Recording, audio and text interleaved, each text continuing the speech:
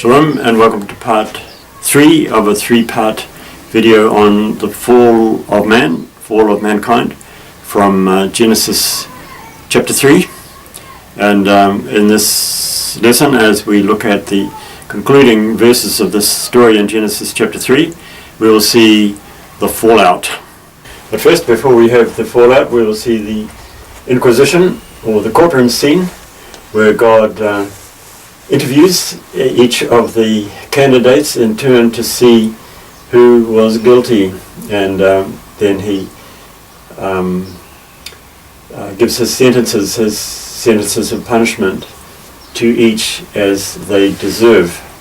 So this is verse 11, which we looked at the end of part 2, and now we'll look at verse 12. So God has just asked him, "Have you eaten fruit from the tree I told you not to eat?" And he said, "The woman whom you gave with me, to be with me, she gave to me from the tree, and I ate it." So isn't this just very human psychology? Blame everyone but yourself. And he says, the woman whom you gave to me, she gave me some fruit from the tree. Here we don't have the word fruit, but we just have the word from. She gave to me something, or fruit, from the tree, and I ate it.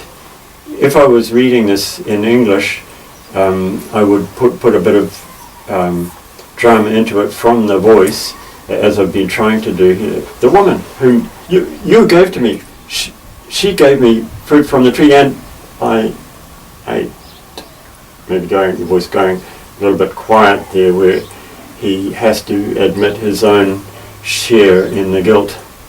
Verse 13, now God turns to the woman, and he said, Yahweh Elohim, to the woman, what this you have done.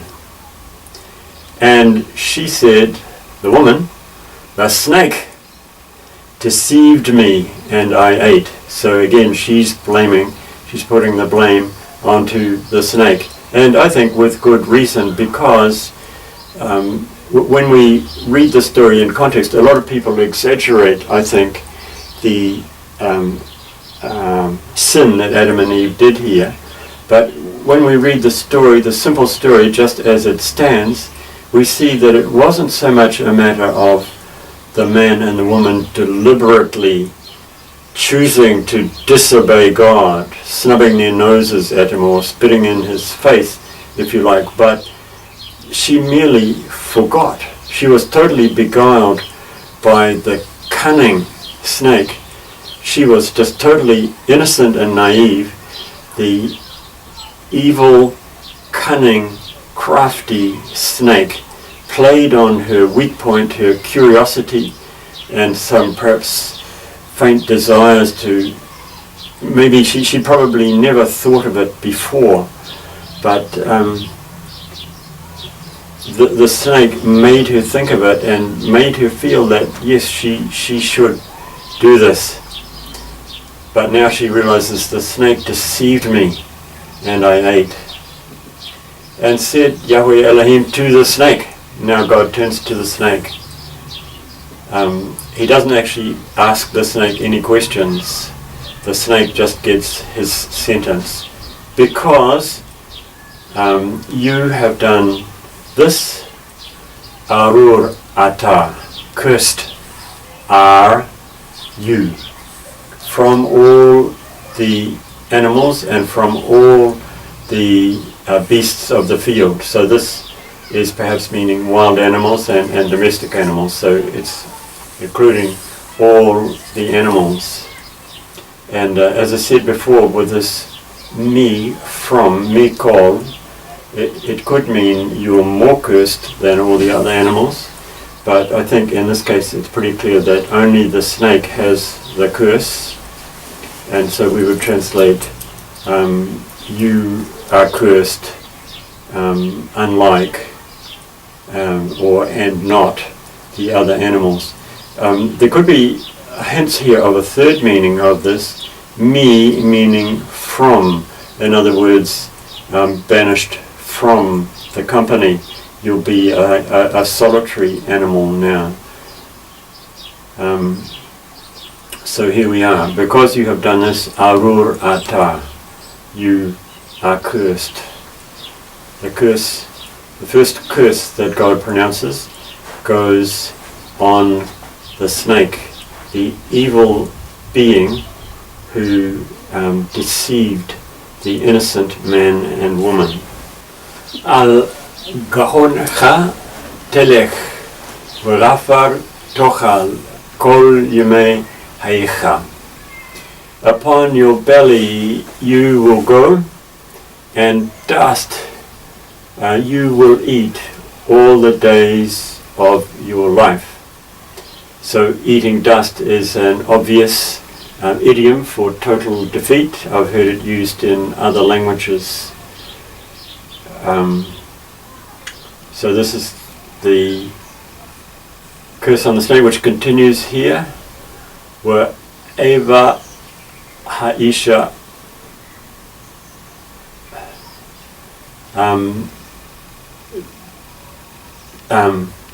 Binecha Uben Haisha Uben Zarka Uben Zargach Hu Yishufka Rosh Were Ata Tshufnu Rekev. And I will this word here is enmity, and oyev is the word for enemy, and with the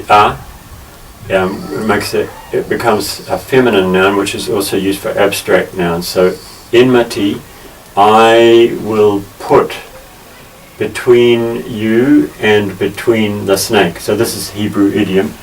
In English we've just used the word between once, but in Hebrew it's used twice. Between you and between the snake. And between your offspring and between its offspring. He will bruise you head, so we say in the head, and you will bruise him heel, in the heel.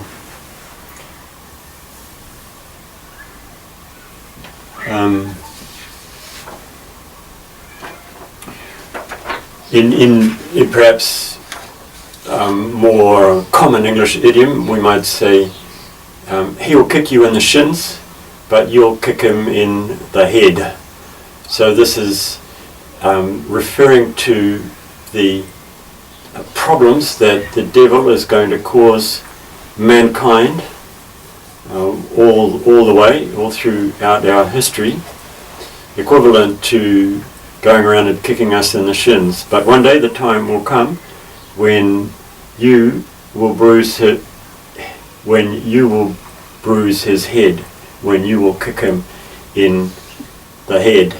And many commentators, but not all, see this seed here as a reference to the Messiah, the coming Messiah. But to me, it means that this is referring to the ultimate victory that mankind will gain over the devil, of course in and through the power of the Messiah, because otherwise we were helpless. So Satan is with us now to pain, pester and annoy us, but one day we will have a part in delivering the fatal blow to him.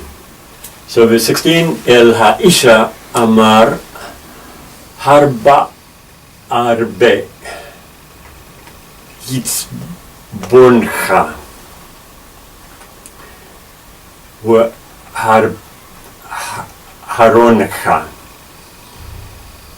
Beretzev Teldi Banim Wa El Ishecha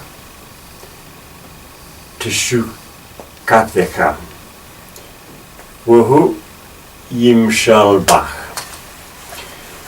To the woman, interestingly, there is no and here, which is common in Hebrew normally, but here there is none.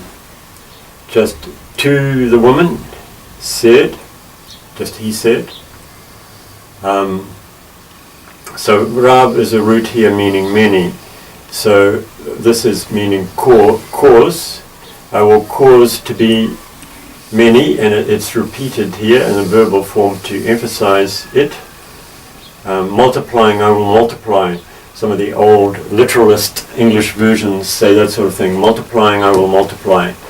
But a better translation into plain English would be, I will greatly multiply your pain. So this word here is repeated, and we're going to see the same word in Adam's sentence as well.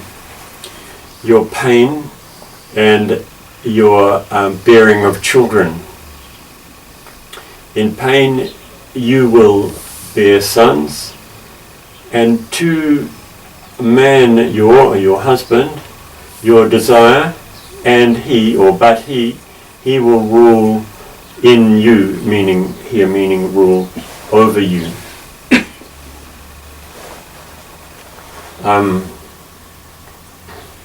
Your desire, so this could mean like desire, sexual desire, or love, or it could also mean desire in the sense of you're desiring to usurp his place as the head, because this word, which is relatively rare, is used in chapter 4, where Cain is told that sin was crouching at the door, and its desire, same word, was for you. So it's desiring to get the better of you.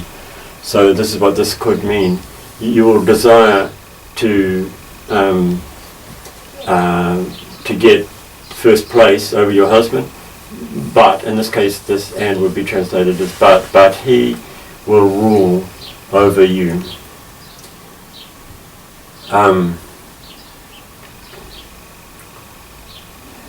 And so this is verse 17, and to the man he said, because listened you to the voice of wife your, and you ate from the tree which, we'll look in a minute at the rest of verse 17, which says, which I commanded you not to eat from, and then we'll see that Adam's sentence is going to include the same word. This too is significant here, because you listened to the voice, or you heeded the voice of your wife, you obeyed your wife. And people in traditional cultures up to today recognize this, that the man is supposed to be head over his wife, and to obey his wife is like turning the order of things upside down. Now this is an important example of where modern Western people have difficulty understanding what's going on here, because our thinking and our attitudes, for better or for worse, is very different. But in order to understand it, we have to put ourselves into the thought patterns of a traditional culture, and then we see that this is not a desirable thing to them. This is like turning the should-be order of things upside down. You obeyed the voice of your wife, you obeyed your wife, and you ate from the tree which I commanded you not to eat from.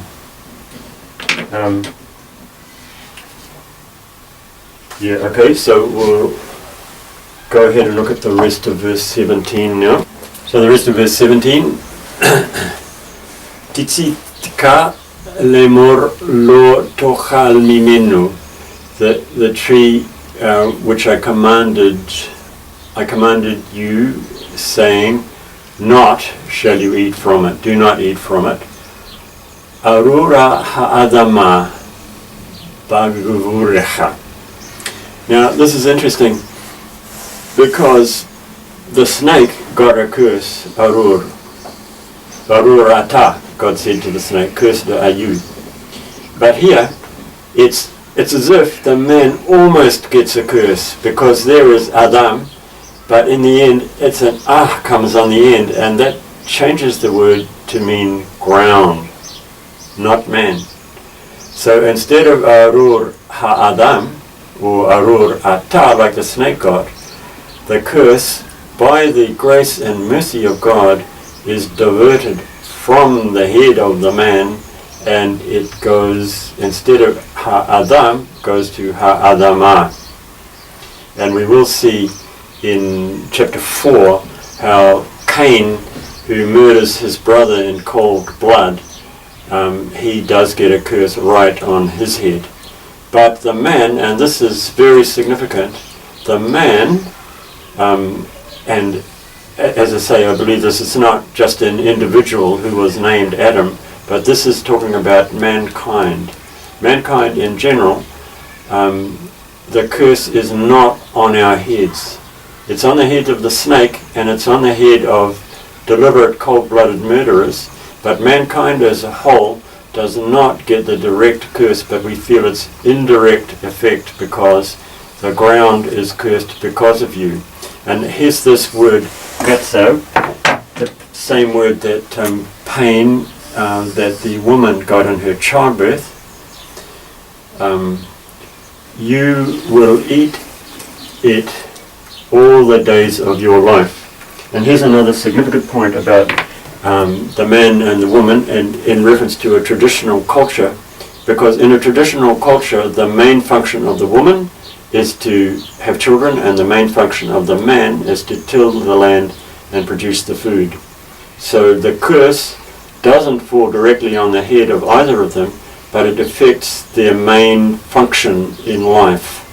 So if we are generalizing it beyond the specifics of this story, I think it's fair to say that it's a curse that affects us in everything that we do. Because of this, these were their main functions, I think we could say it's a curse that now affects us in everything that we do. And this is what we see, that bad things spring up in every part. The woman has pain in childbearing, and we get pain and agony from our children when they disobey and do wrong things. And the man gets pain and agony when he's trying to produce fruit. Why does my garden produce weeds? Why do the weeds sometimes grow much better than the vegetables which I try to grow? And why is there a sour aftertaste to so many things that I do? Why can't I get pure joy and satisfaction? Why is it so rare? I remember Andre Agassi, the tennis player, he said in his autobiography, the satisfaction that you get out of winning is so fleeting and unsatisfactory, really, whereas the bad feeling that you get from losing just lasts so much longer that you just can't compare the two of them. You feel so much worse when you lose than you feel good when you win. So this is all part of the curse that's come upon mankind as a whole. Kots with dardar, tatsmiach. So thorns and thistles it will produce for you, and you will eat the green plants of the field. This, by the way, is a common theme of these a common literary style of these first passages of Genesis. There are many pairs of words, starting from tohu vohu, without form and void, good and evil, and here we have thorns and thistles. So the two words are used to cover up the whole range of weeds. In fact, that would probably be the best translation in English, simply to say weeds. It will produce weeds for you, and you will eat the vegetables from the ground. If we were taking the story as a real story, we would have to say, were these things pre-existing? Were they already there before the fall? They're mentioned as if Adam and Eve know what they were, just the same as naked. I mean, God talks about naked as if Adam and Eve knew all about it. But if you take it in as an allegory like I do, the question is not to be asked. If it was a real story, you would expect God to say something bad called pain will now afflict you. But all these things are mentioned as if they were already existing and Adam and Eve already knew about them. So again, I think that's a reason to take this as an allegory. If it was a real story, there are kind of like inconsistencies in the story, and they can be red herrings and sidelights to us, or byways, wrong turns for us in our desire to understand what this is really saying. And that's what motivates me. I want to know, what is this really saying? What is it really saying? So first we're looking at what it said to them in their context of a traditional culture, and now we look at what does it mean to us as their descendants, to mankind as a whole.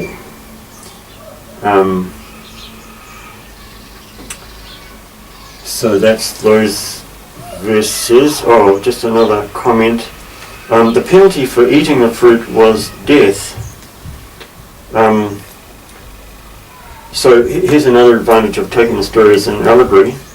The story, we could do different takes on it, different versions of it, and here's one that I thought of. A young man is being shown the town by his dad. See all the wonderful things. You know, there's the library, and you can look at the books, and the art gallery, and the cinema. All these wonderful places, and then they pass a little ramshackle place, and the boy says, "What's that, Dad?" And his father just says, "Don't go there." Now, to the boy that might seem petty and pointless, but to even explain to the boy what a brothel was would violate his innocence. From this we can understand why the restriction was so small and the consequences so dire, and why it wasn't explained in this story. Because God says you can eat from any tree, but just from that one tree, don't eat. And there's no explanation, and it seems almost, I mean, if we weren't sympathetic to the account, if we read like Richard Dawkins, we might say, well, that seems petty and pointless. What a silly little restriction. Or other people say, well, God just put it there just to test them if they would obey him. But I think we get a better understanding of it if we look at it in the light of that other story that I just told. The town, it's true, the town was full of wonderful, good things for the boy to enjoy, but there was one place, and it's not explained in this story how the evil of Satan originated. That there are other parts of the Bible that give us some hints about it, but it's never clearly set out. But this story is told with the point of telling us how this curse came to affect mankind, and when we see it as an allegory and we compare it with other similar stories that we might tell, we can understand why the restriction applied to only one small area, and why eating it, disobeying that restriction, had such dire consequences. Because you can imagine that young boy, just like Eve, being curious and wandering over one day to the brothel. He gets lured in and deceived by a painted up prostitute, and his whole world comes crashing down around his ears. Unfortunately, something that's happened too many times. Okay, so let's look at the last little part of this story.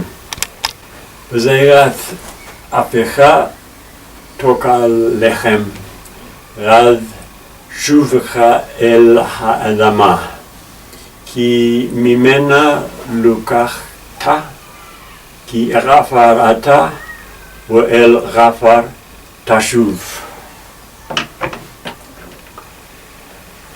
In, so the first approximation meaning of this word is in, but it also can extend to mean by instrument or by means of the sweat of your face will you eat bread, lechem. So lechem, bread, and used to mean food in general. Until shuvacha, until return you to the ground. For from it you were taken, lakach, and the vowels here indicate it's a passive, you were taken. For dust, you are, there's no word are, but it just says dust, you, and to dust, tashuv, you will return. So this brings us to the end of the story, and so it explains how the man is to experience death.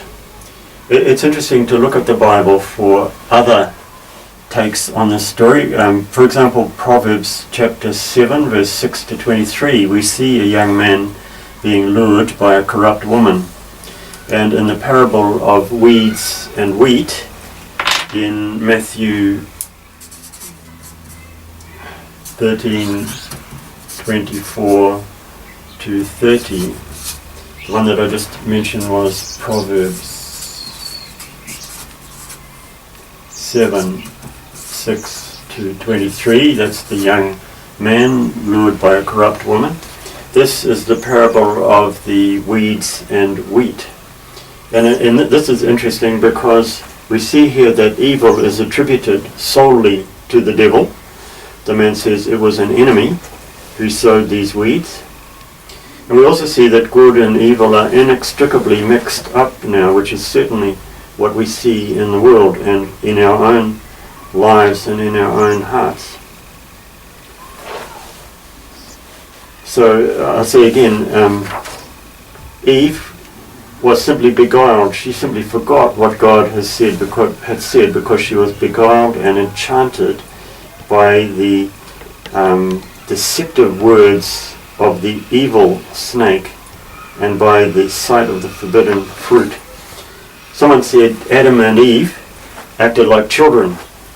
Cain, in chapter 4, acts like a surly adult, and Lamech acts like a hardened criminal. He's the one who says, I get 77 times vengeance. So perhaps we should say, instead of calling it the fall, we should perhaps say the slide. Another interesting comparison is the old Greek story of Pandora's box,